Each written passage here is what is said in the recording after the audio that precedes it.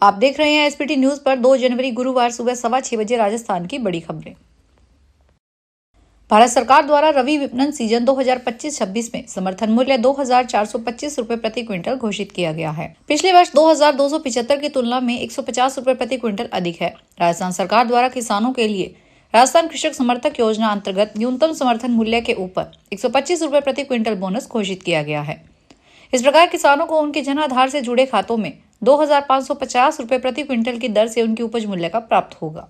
कोटा के जिला रसद अधिकारी शिवजी राम जाट ने बताया कि राज्य में न्यूनतम समर्थन मूल्य पर गेहूं की खरीद का कार्य 10 मार्च से 30 जून 2025 तक किया जाएगा। इसके लिए जिले में 24 क्रय केंद्र स्थापित किए गए हैं। केंद्र सरकार ने साल के पहले दिन किसानों के लिए बड़े फैसले किए हैं। बुधवार को हुई कैबिनेट बैठक में प्रधानमंत्री फसल बीमा योजना और मौसम आधारित फसल बीमा योजना को 2025-26 तक जारी रखने को मंजूरी दे दी है। इसी के साथ फर्टिलाइजर पर सब्सिडी जारी रहेगी। डीएपी खाद का 50 किलोग्राम का बैग पहले की तरह 1,350 रुपए का मिलता रहेगा। कैबिनेट ने डीएपी खाद बनाने वाली कंपनियों को 3,850 करोड़ की अतिरिक्त सब्सिडी देने का ऐलान किया है। फसल बीमा योजना का आवंटन बढ़ाकर 69,516 करोड़ रुपए कर दिया गया है। फसल बीमा न देने पर पेनल्टी नहीं लगाई जाएगी। इसके अलावा केंद्रीय मंत्रिमंडल ने कृषि जगत में इनोवेशन और टेक्नोलॉजी को विस्तार देने के लिए 824 करोड़ रुपए का बजट का आवंटन किया है। राजस्थान में 9 जिले और 3 संभाग खत्म होने के बाद सियासी बयानबाजी का दौर जारी है। पूर्व मुख्यमंत्री अशोक गहलोत के भाजपा सरकार को नकारा और निकम्मी कहने वाले बयान पर भाजपा के प्रदेश प्रभारी डॉक्टर राधा मोहन दास अग्रवाल ने करारा पलटवार किया है। उन्होंने गहलोत पर निशाना साधते हुए कहा कि इधर उधर की बात ना कर ये बता कारवा क्यों लूटा। राधा मोहन दास अग्रवाल ने गहलोत सरकार की हार को लेकर सवाल खड़े किए। उन्होंने कहा कि अशोक गहलोत को अब आत्मचिंतन करना चाहिए। उनकी सरकार अगर निकम्मी थी तो वे बैठकर इसका मूल्यांकन करें कि उनकी हार क्यों हुई।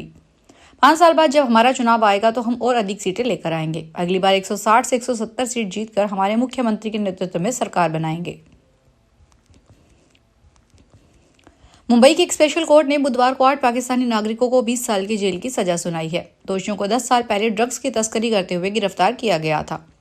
स्पेशल जज शशिकांत बांगर ने सभी दोषियों को 2 लाख रुपए का जुर्माना भी लगाया है। सरकारी वकील ने मामले में अधिकतम सजा की मांग की थी। हालांकि बचाव पक्ष के वकील ने कम सजा देने का आग्रह किया था। Narcotics drug and psychotropic substance act के मामलों में अधिकतम सजा 20 साल की है। दोषियों के नाम अली बख्शा सिंघी, मकसूद मासिम, मोहम्मद नाथो, मोहम्मद अहमद इनायत, मोहम्मद यूनुफ गगवानी, मोहम्मद यूनुस सिंधी, मोहम्मद गुल हसन सिंधी और गुल हसन सिद्दीकी सिंधी है।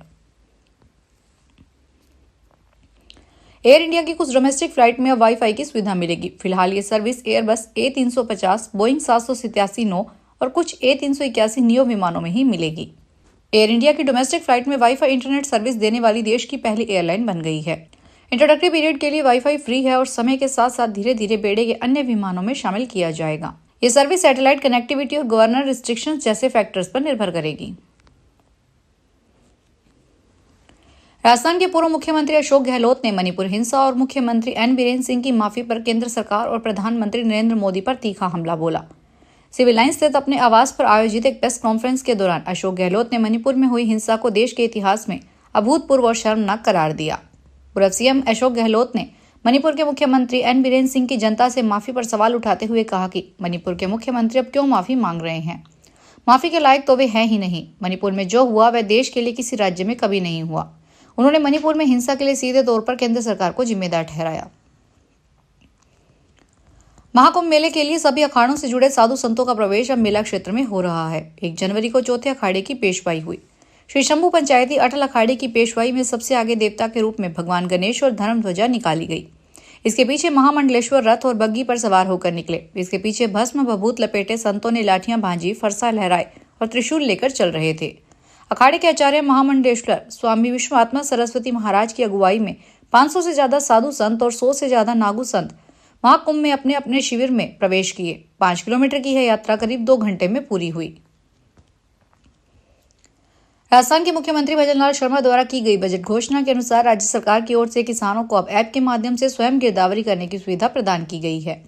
उनियारा तहसीलदार प्रवीण कुमार सैनी ने उनियारा क्षेत्र के सभी काश्तकारों से अधिक राज किसान गिरदावरी ऐप का उपयोग कर फसल की गिरदावरी स्वयं करने की सुविधा का लाभ उठाने की अपील की है। सैनी ने बताया कि रबी गिरदावरी का कार्य मोबाइल ऐप के माध्यम से 1 जनवरी 2025 से कराया जाना है। अपने परिवार के साथ बॉलीवुड एक्टर अक्षय कुमार बुधवार को जयपुर के आमेर पहुंचे। यहाँ जैसे ही उनके फैंस को इस बारे में पता चला तो भीड़ ने उन्हें घेर लिया। ऐसे में वह करीब 20 मिनट तक गाड़ी में ही बैठे रहे और आमेर महल को देखे बिना ही उन्हें लौटना पड़ा। दरअसल अक्षय कुमार सोमवार को अपनी पत्नी ट्विंकल खन्ना और बच्चों के साथ न्यू ईयर सेलिब्रेट करने के लिए जयपुर आए थे। मंगलवार को लीला पैलेस में उन्होंने नए साल का जश्न मनाया। इसके बाद बुधवार दोपहर करीब 12:10 पे वे आमेर पहुंचे। प्रधानमंत्री नरेंद्र मोदी की ओर से राजस्थान में अजमेर स्थित ख्वाजा मोइनुद्दीन हसन चिश्ती के 813वें सालाना उर्स में 4 जनवरी को चादर पेश की जाएगी। आधिकारिक सूत्रों के बुधवार को बताया कि केंद्रीय अल्पसंख्यक मामलात कार्य मंत्री किरण रिजिजू प्रधानमंत्री की चादर लेकर अजमेर पहुंचेंगे। वे शनिवार को विमान से सुबह 7:15 बजे जयपुर पहुंचेंगे और फिर सड़क मार्ग से पूर्वाह्न 11 बजे अजमेर दरगाह शरीफ जाएंगे, जहां प्रधानमंत्री मोदी की चादर गरीब नवाज की दरगाह में पेश करेंगे। दिल्ली मुंबई एक्सप्रेसवे पर बूंदी जिले के लबान से कोटा के गोपालपुरा तक करीब 104 किलोमीटर लंबी सड़क पर मंगलवार सुबह 8 बजे से टोल वसूली शुरू हो गई। पहले ही national highway authority of India ने इसकी सभी तैयारियां पूरी कर ली थी। इसे लोगों के लिए लोकार्पण के बाद 7 दिनों के लिए निःशुल्क खोला गया था। परियोजना निदेशक संदीप अग्रवाल ने बताया कि दिल्ली मुंबई एक्सप्रेसवे के लबान के इंटरचेंज मंडावरा, जालिमपुरा, कराडिया, बालापुरा और गोपालपुरा से यातायात शुरू हो गया है। ब्यावर नगरीय सीमा का करीब 45 साल बाद विस्तार होगा। इसमें शहर से सटे करीब 30 गांव शामिल हो सकते हैं। हाल ही में शहरी क्षेत्र की जनसंख्या 1,51,152 है और नगरीय सीमा के विस्तार के बाद जनसंख्या 1,79,864 के करीब हो जाएगी। इसमें शहर में वार्डों की संख्या भी बढ़ेगी। नया क्षेत्र मिलने से करीब 39,000 की जनसंख्या शहरी सीमा में और शामिल हो सकती है। 3 नवंबर 1979 में नगरीय सीमा बढ़ने के बाद वार्ड की संख्या 22 से बढ़कर 35 हो गई थी। वर्ष 1979 के बाद नगरीय सीमा का विस्तार नहीं किया गया। हेलमेट लगाओ जान बचाओ अभियान के तहत करौली पुलिस के जवानों ने बुधवार को बाइक रैली निकाली। मुंशी त्रिलोक चंद माथुर स्टेडियम से बाइक रैली निकालकर पुलिस के जवानों ने दोपहिया वाहन चलाते समय हेलमेट पहनने व 4 पहिया वाहन चलाते समय सीट बेल्ट लगाने और यातायात नियमों का पालन करने की अपील की। एसपी ब्रजेश ज्योति उपाध्याय के निर्देशन में 1 जनवरी से हेलमेट लगाओ जान बचाओ अभियान शुरू किया गया है। इस दौरान जिला पुलिस के जवान ऑटो, टेम्पो वाहन, मकान, दीवारों, स्कूल सहित मुख्य चौराहों पर स्टिकर लगाकर व पंपलेट बांटकर भी लोगों को जागरूक किया जा रहा है। कोटा में सर्दी का प्रकोप बढ़ने के साथ ही कोल्ड अटैक में मामले आने लगे हैं। सरकारी व निजी अस्पतालों में ऐसे मरीजों की संख्या 10 से 15% तक बढ़ गई है। खासतौर पर कामकाजी महिलाएं, किसान, धोबी, दुपहिया वाहन चालक और खुले में काम करने वाले लोग इसकी चपेट में आ रहे हैं। त्वचा रोग विशेषज्ञों के अनुसार ठंड के कारण त्वचा की नसों में सिकुड़न होने से रक्त संचार प्रभावित होता है, जिससे त्वचा में सूजन और जलन की समस्या बढ़ जाती है। इसके अलावा एलर्जी, सोराइसिस के मरीज भी सामने आ रहे हैं। दिल्ली की मुख्यमंत्री अतिशी ने पुजारी ग्रंथी सम्मान योजना के तहत अपनी विधानसभा कालकाजी में विभिन्न गुरुद्वारों के ग्रंथियों और मंदिरों के पुजारियों का पंजीकरण किया। सुश्री अतिशी ने बुधवार को कहा कि श्री अरविंद केजरीवाल ने 2 दिन पहले बहुत बड़ी और महत्वपूर्ण घोषणा की थी कि दिल्ली में दोबारा आम आदमी पार्टी की सरकार बनने के बाद राजधानी में सभी मंदिरों के पुजारियों और गुरुद्वारा के ग्रंथी साहिबानों को प्रतिमाह 18,000 रुपए की सम्मान राशि दी जाएगी। फिलहाल बड़ी खबरों में इतना ही। ताजा खबरों को देखने के लिए चैनल को सब्सक्राइब करें। देखते रहिए एसबीटी न्यूज। धन्यवाद।